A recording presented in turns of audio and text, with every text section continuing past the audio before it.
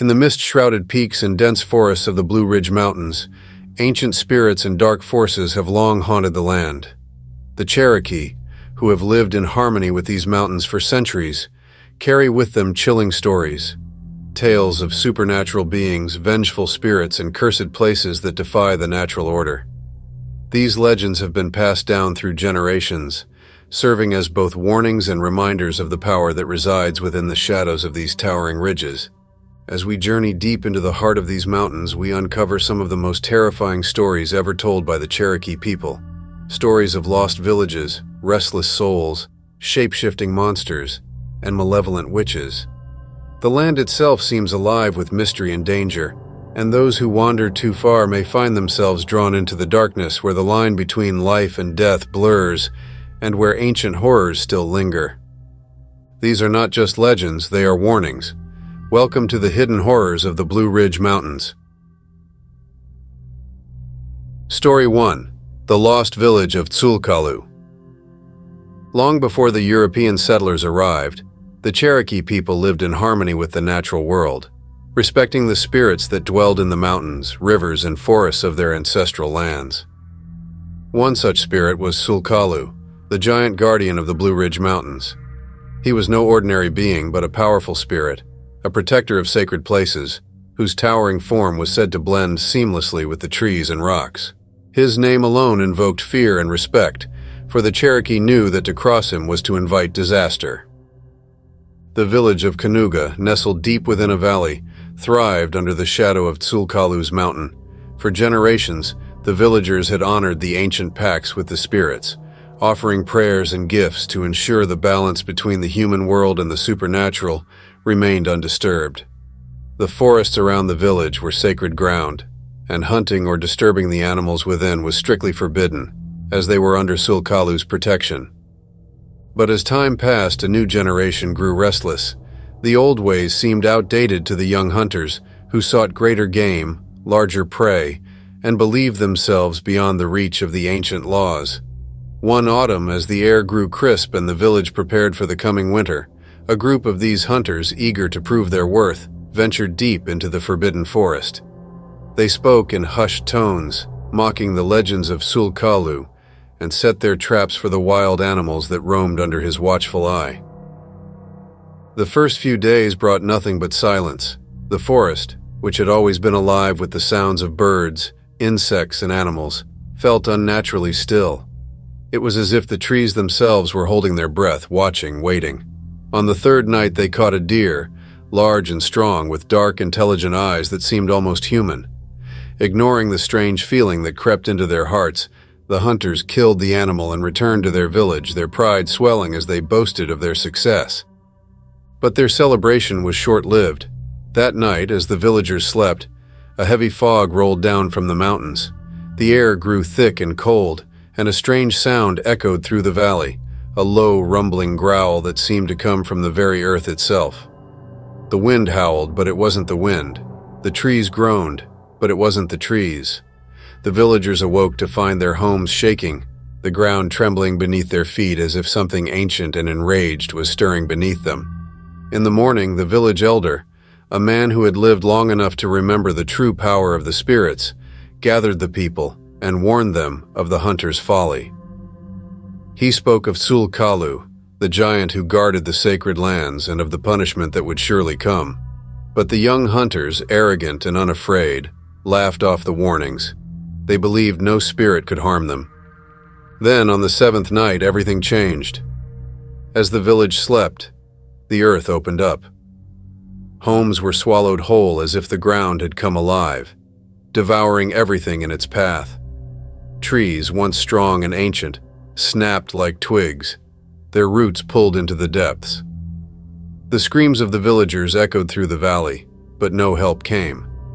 Those who tried to flee found themselves disoriented, trapped in the fog that had rolled in thicker than ever. It was as if the forest itself had closed in around them, preventing any escape. The hunters, realizing their mistake too late, tried to offer prayers, but the spirit was already upon them.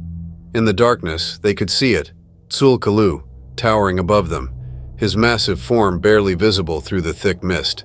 his eyes glowing with an otherworldly light fixed on the village with fury. One by one, the villagers disappeared into the night, dragged into the earth or crushed under the weight of the falling trees. And all the while, the growl of Tzulkalu echoed through the valley, growing louder and louder until it drowned out the cries for help. By morning, the village of Kanuga was gone. No trace of the homes, the people, or even the hunters remained. The valley was silent once more, the forest reclaiming what had been taken. But those who lived in the surrounding villages knew what had happened. They whispered of the lost village, of the wrath of Tzulkalu, and warned that any who dared to hunt in his sacred forest would meet the same fate. Even now, centuries later, those who wander too close to the site of Kanuga speak of strange noises in the night, of whispers carried on the wind, of footsteps that seem to follow but never show themselves. Some say that if you stand still and listen carefully, you can still hear the growl of the giant spirit, reminding all who hear it that the Blue Ridge Mountains are not just mountains. They are a living, breathing force home to spirits older and more powerful than any human could ever understand. Story 2. The Wraith of the Waterfall. Deep within the Blue Ridge Mountains lies a waterfall that plunges into a crystal-clear pool surrounded by towering trees and jagged rocks. To the casual observer, it appears serene, a beautiful oasis hidden from the world. But to the Cherokee, it is known as the Screaming Falls, a place haunted by tragedy, where the boundary between the living and the dead is dangerously thin. Long ago, the Cherokee performed sacred ceremonies at the waterfall, believing it to be a place where the spirits of the earth and water converged. It was here that a young woman named Awanasa would come to offer prayers to the water spirits, asking for guidance and protection. Awanasa was the daughter of a respected warrior, known for her beauty and grace. She had fallen in love with a brave young hunter named Utsidihi, and together they would meet by the waterfall to share their dreams of the future.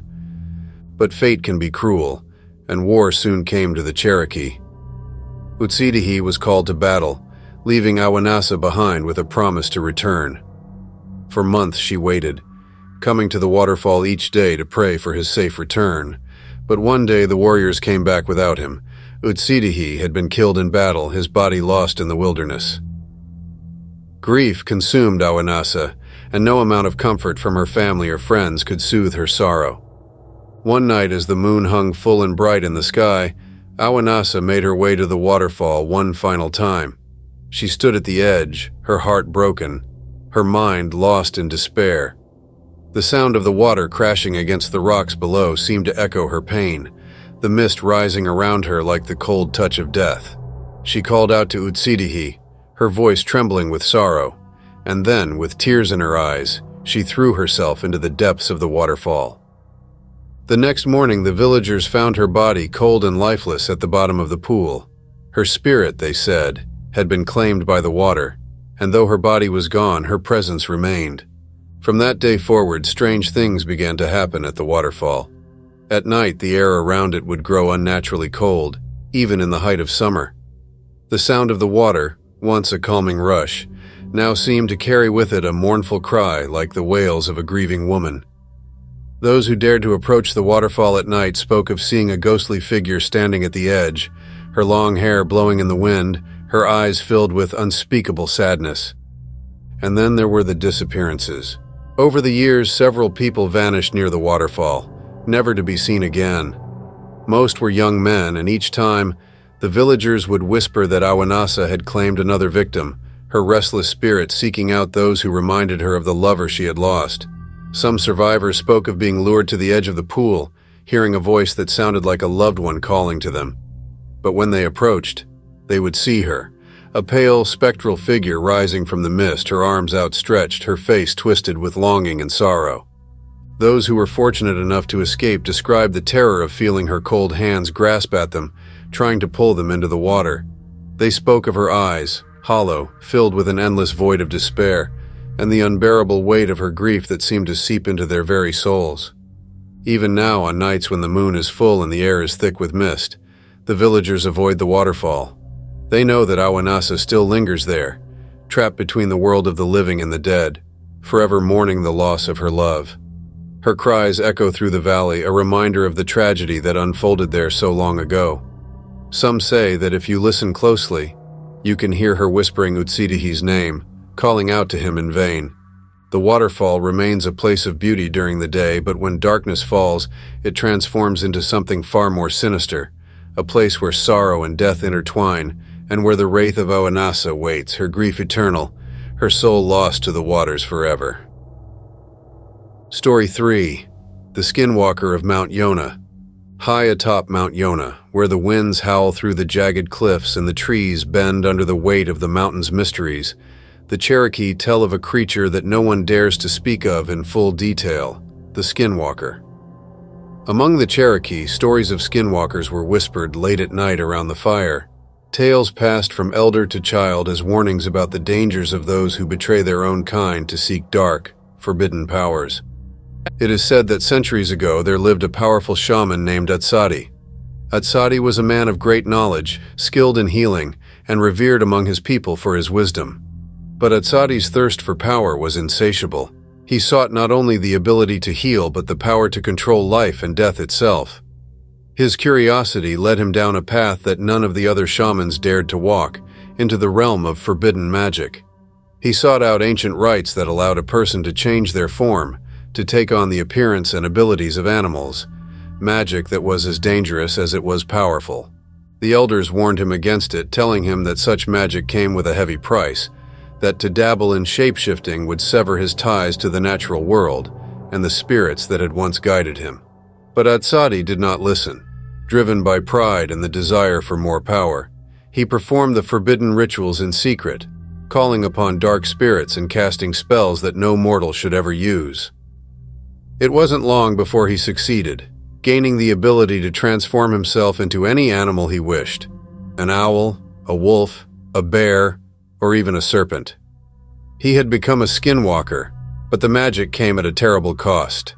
The transformation corrupted Atsadi's soul.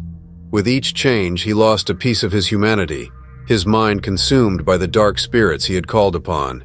His heart turned black with malice, and he began to use his powers for evil, preying upon his own people, tormenting them with his trickery and deceit.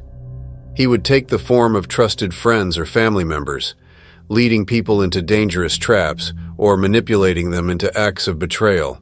It was said that Atsadi could enter a person's mind, making them see what wasn't real, twisting their memories and desires until they no longer knew what was true. The village soon became gripped by fear. People began to disappear, vanishing without a trace in the dark of night. Some returned days later, their minds broken, their bodies scarred with strange marks.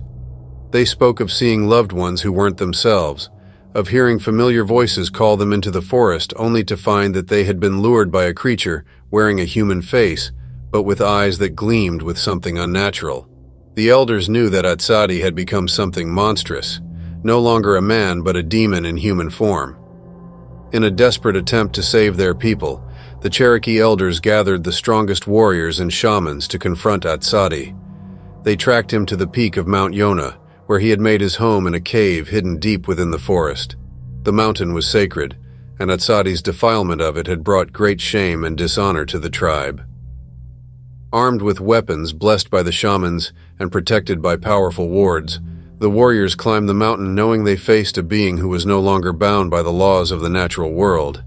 As they reached the summit, they could feel Atsadi's presence in the air, thick, suffocating, filled with an unnatural energy that made their skin crawl. The cave where he lived seemed to pulse with darkness as though it were a living thing breathing in the shadows. The warriors entered cautiously, their footsteps echoing against the stone walls. At first, the cave seemed empty, but then they saw it.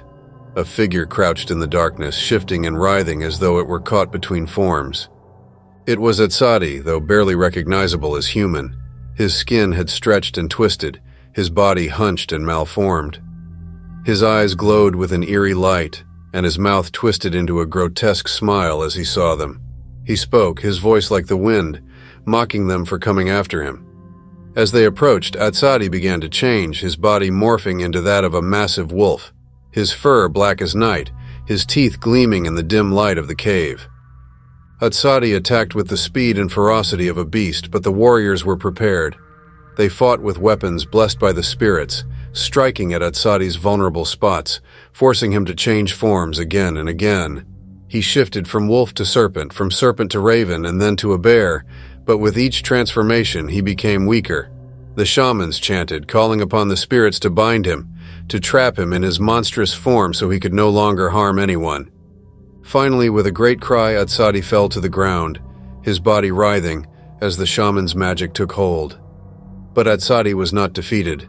As the warriors moved to strike the final blow, he shifted once more, this time taking the form of a small bird.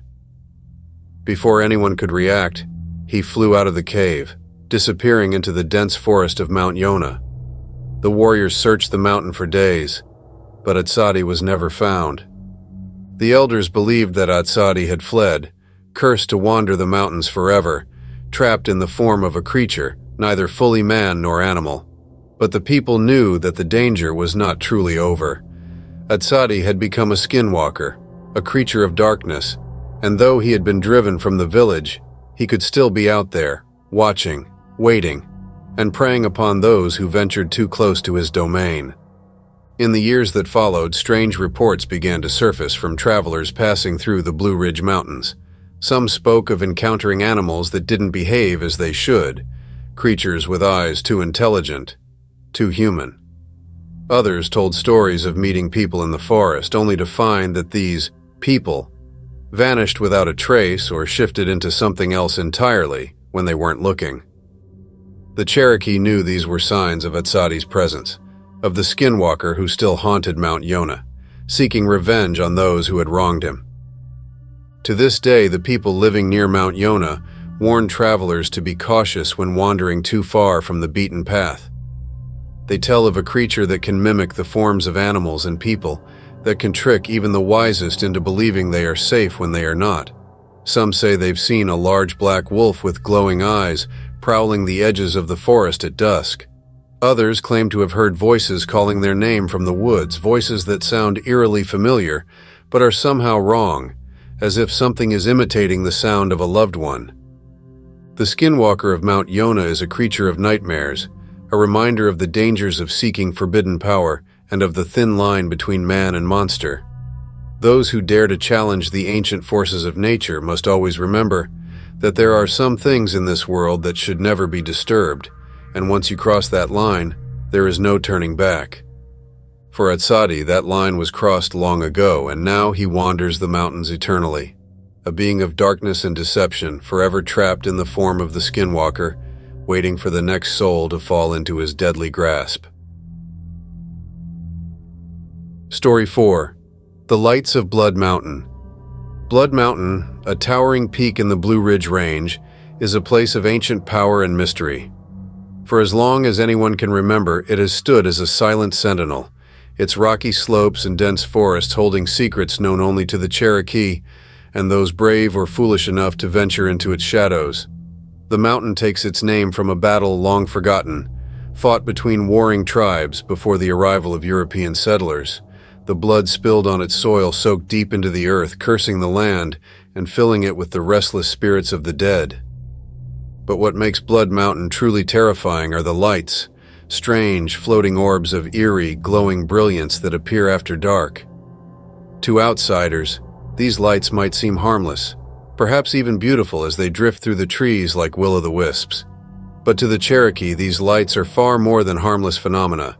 They are the souls of warriors who died in battle, forever bound to the place where their lives were violently taken, and they are not content to remain forgotten. It began long ago, not long after the battle that gave the mountain its name. The Cherokee tribes had fought bitterly for control of the fertile valley below, and in a final, bloody clash, the warriors of both sides lay dead on the slopes. The mountain was soaked with their blood, and the survivors could barely bury their dead before fleeing, believing the mountain itself had been cursed by the spirits of those who had fallen. The elders warned that the spirits would never rest, that the warriors would rise again, their rage manifesting in the form of the lights that now haunt the mountain. The first reports of the lights came from hunters who had ventured too close to the mountain's summit. They spoke of strange, floating orbs that appeared out of the darkness. their glow soft and mesmerizing.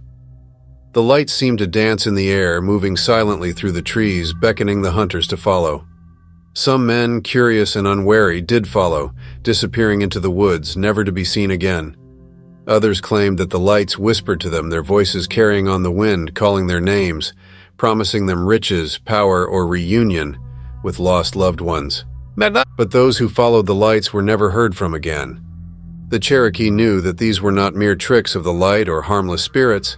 They were the restless souls of the dead, trapped between worlds, seeking vengeance or companionship in their eternal suffering.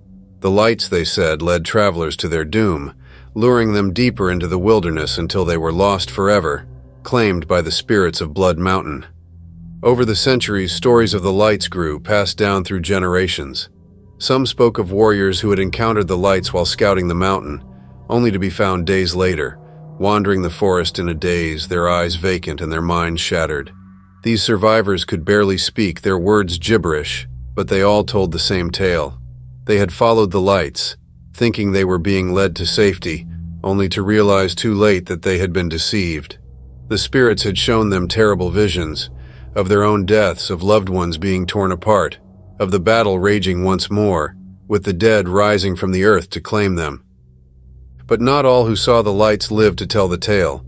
There were countless stories of men, women, and children disappearing near Blood Mountain, their bodies never recovered. The few remains that were found were often mutilated beyond recognition, as if something had torn at them with great force, though there were no signs of animal attacks. The Cherokee believed that the spirits of the dead were exacting their revenge, dragging the living into their world to join them in their endless torment. As settlers moved into the region, they too began to encounter the lights. At first, the newcomers dismissed the Cherokee legends as mere superstition, stories meant to scare children and keep people away from sacred lands. But it wasn't long before they too began to disappear. A farmer's son, eager to prove himself, ventured up the mountain one evening to hunt. His father warned him not to go, telling him of the lights and the lost souls that haunted the forest. But the boy laughed off the warning, convinced that the tales were nothing but old wives' tales. When he didn't return by morning, the family set out to search for him. They found his tracks leading deep into the woods, up the slopes of Blood Mountain. But then the tracks stopped, as if the boy had simply vanished into thin air. The only sign that he had been there at all was a patch of scorched earth and a faint, lingering smell of burnt wood. His body was never found, but the family spoke of strange lights they had seen flickering in the distance that night, just before he had disappeared. Over the years, more settlers went missing, and those who survived encounters with the lights described the same eerie phenomena. The lights would appear suddenly, hovering just out of reach, their glow soft but irresistible. The air around them would grow cold, and a faint whispering could be heard, as though 100 voices were speaking at once, their words unintelligible but filled with malice. Some survivors claimed to have seen figures within the lights, shadowy forms that looked human but moved in unnatural ways, their limbs elongated, their faces twisted with pain. Others described feeling an overwhelming sense of dread as the lights drew closer, as though something was watching them, waiting for them to make a mistake. Those who tried to follow the lights would find themselves lost, the landscape around them shifting and changing, the trees closing in until there was no way out. It was as if the mountain itself had come alive, trapping them in a maze of shadow and light, with the spirits of the dead guiding their every step. In recent years, hikers and campers have reported seeing the lights on Blood Mountain, though few dare to stay after dark. Some tell of lights appearing on the trail ahead, leading them off the path and into the woods. Others speak of hearing their own names called in the wind, though no one is there. A few have even captured glimpses of the lights on camera, small glowing orbs that appear for just a moment before disappearing into the trees. But the most chilling accounts come from those who have ventured too close, only to find themselves overwhelmed by a sense of suffocating dread. One hiker, who had been camping near the base of the mountain, described waking in the middle of the night to find the lights surrounding his tent. He could hear whispers outside, voices that sounded like his family calling to him, urging him to come out. When he stepped outside, he saw the lights hovering just beyond the trees, moving slowly, almost rhythmically, as if they were waiting for him. He felt an inexplicable pull, a compulsion to follow them, but something deep inside him screamed that it was wrong, that if he took one step toward those lights, he would never return. Fighting the overwhelming urge to walk into the woods, he turned and ran back to his tent, refusing to look back until morning. When the sun rose, the lights were gone, but he swore he could still hear the faintest whisper on the wind, as though something was still watching him. The Cherokee say that the lights of Blood Mountain will never fade, for the souls of the dead are bound to the place where they fell, their blood seeping into the very earth, cursing it for all time. They believe that as long as the mountain stands, the lights will continue to haunt it, luring the living into the darkness, where the dead wait to claim them. To this day, few dare to venture near Blood Mountain after nightfall, for the lights are always watching, always waiting, and those who are unlucky enough to follow them never return the same, if they return at all. Story 5. The Witch of Clingman's Dome. The highest peak in the Blue Ridge Mountains, Clingman's Dome, rises above the surrounding forest like a silent guardian, its summit often shrouded in mist and clouds. From its heights, you can see miles of undulating mountains and valleys stretching out below, seemingly endless in their wild beauty. But the Cherokee, who have lived in the shadow of these mountains for generations, know that Clingman's Dome holds a darker history, one filled with fear, death, and an ancient evil that still lingers in the shadows. They tell the tale of Spearfinger, a witch whose legend is as old as the mountains themselves. Long ago, before settlers came to the region, the Cherokee lived in small villages scattered throughout the mountains. They knew the land well, and they knew to avoid certain places, dark hollows, deep caves, and most especially the mist-shrouded summit of Clingman's Dome, for that was where Spearfinger was said to live, a creature of such malevolence that even the bravest hunters refused to go near her domain. Spearfinger was no ordinary witch. She was said to be ancient, older than any living memory, her body made of stone so that no weapon could pierce her skin. She had the power to change her shape, often disguising herself as an old woman to lure unsuspecting victims close. But her most terrifying feature was her finger, long and sharp like a spear, made from the hardest rock, capable of piercing flesh as easily as a knife through butter. With this finger, she would stab into her victim's chest and carve out their hearts, feasting on them to sustain her unnatural life. The Cherokee tell of how Spearfinger would wander the mountains, moving from village to village in search of children. She would appear at the edge of a village, hunched and frail, disguised as an old woman in need of help. She spoke softly, her voice filled with the tremor of age, and her eyes, though dark, seemed kind. The people, especially the children, were drawn to her, believing her to be harmless. But once she had earned their trust, she would strike. Her stone finger would shoot forward like a deadly spear, piercing her victim's chest and ripping out their heart before they even had time to scream. In some versions of the story, Spearfinger would not strike immediately. She would enter a home, speaking in the soft, caring voice of a grandmother, offering to help with chores or care for the young ones. The families, grateful for her assistance, would never suspect that death had entered their home. As night fell and the children were put to bed, Spearfinger would wait until the house was quiet before creeping into their rooms. Her stone finger would extend, and with one swift movement, she would silence her victim forever. In the morning, the family would wake to find the child pale and cold, their heart gone, and Spearfinger long vanished.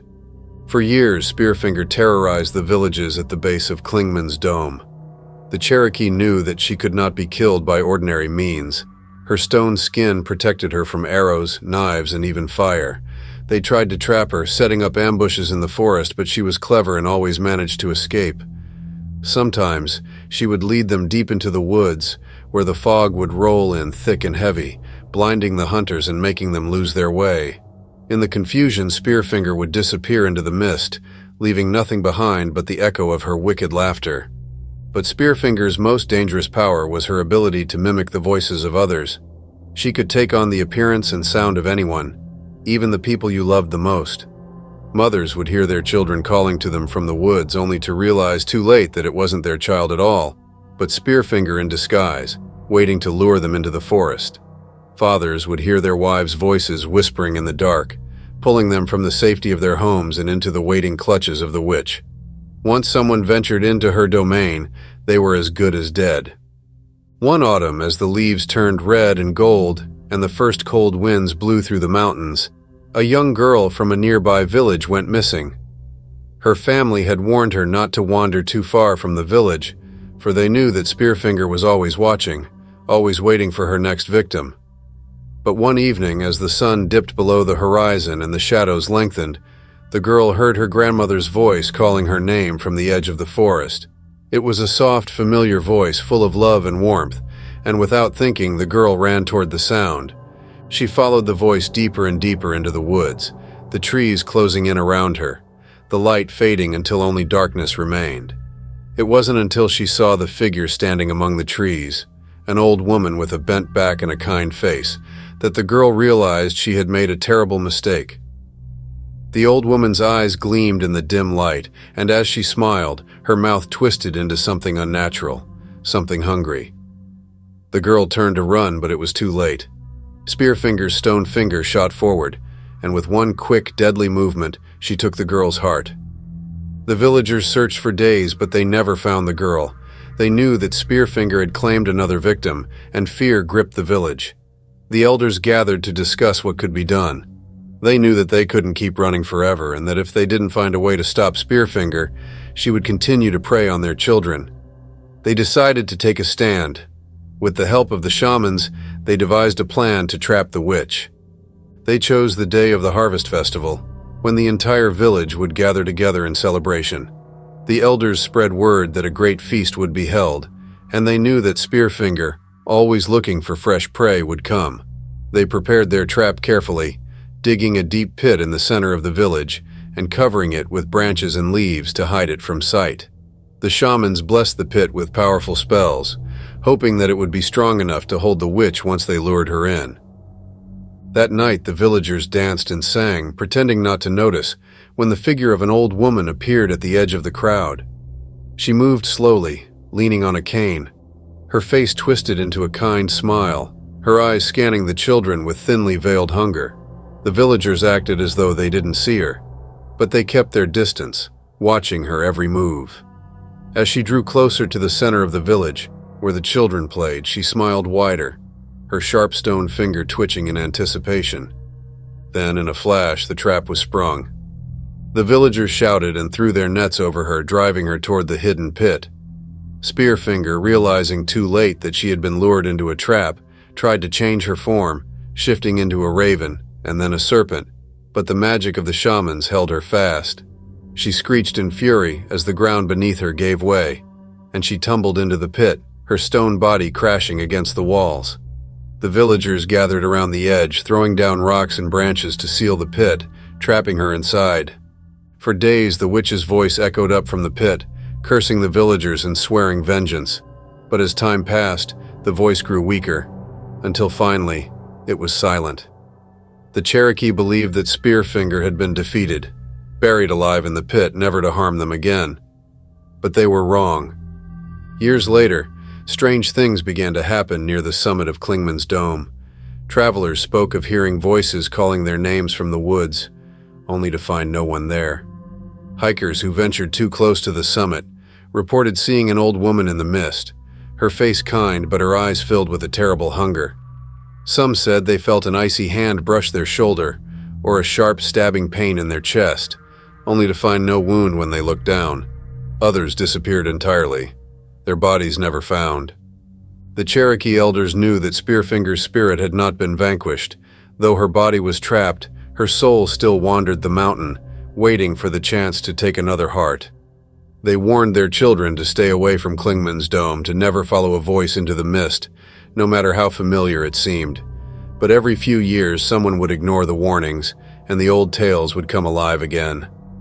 Even now, hikers who venture to the summit of Klingman's Dome speak of feeling watched, of hearing footsteps behind them when no one is there. Some claim to have seen a figure moving through the mist, an old woman hunched and frail, her eyes glowing faintly in the dim light. Those who see her never forget the chill that runs down their spine, the sense that something ancient and evil is watching, waiting for the right moment to strike. Spearfinger still haunts the mountains, her stone finger sharp and deadly, her hunger for hearts never sated, and those who cross her path may find themselves the next victim, their hearts stolen, their bodies left cold and lifeless, another soul claimed by the Witch of Klingman's Dome.